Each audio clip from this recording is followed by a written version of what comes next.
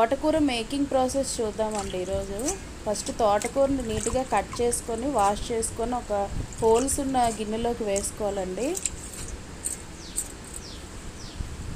వేసుకున్న తర్వాత అది వాటర్ అంతా ఇంకిపోతుందండి. నెక్స్ట్ ఇప్పుడు ఆయిల్ పెట్టుకొని ఆయిల్లో జీలకర్ర, ఆవాలు, పోపు దినుసులన్నీ వేసుకోవాలండి. అవి వేగిన తర్వాత ఆనియన్స్, గార్లిక్, తర్వాత ఎండుమిర్చి వేసుకోవాలండి.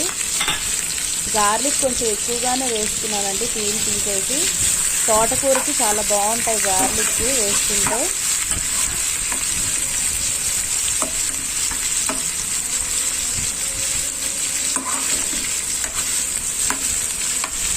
అది అలా మగ్గుతూ ఉండాలండి కాసేపు. కొంచెం బ్రౌన్ కలర్లో ఒక ఆనియన్స్ అయిన తర్వాత మనం కడిగి పెట్టుకున్న తోటకూరను వేసుకోవాలండి. అందులో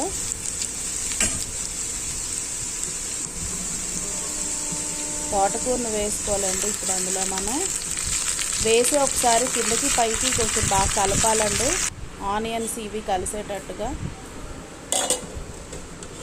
ఇది అలాగ మనకి మగ్గే కొద్దీ రెడ్యూస్ అయిపోతుందండి క్వాంటిటీ అనేది. ఇలా అయిపోతుందండి మగ్గి.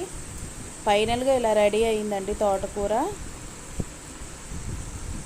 ఇది చాలా మంచిదండి, హెమోగ్లోబిన్ తక్కువగా ఉండే వాళ్ళకి, ఐరన్ తక్కువగా ఉండే వాళ్ళకి చాలా మంచిదండి తోటకూర అనేది. తినడం వల్ల చాలా యూజెస్ ఉన్నాయి.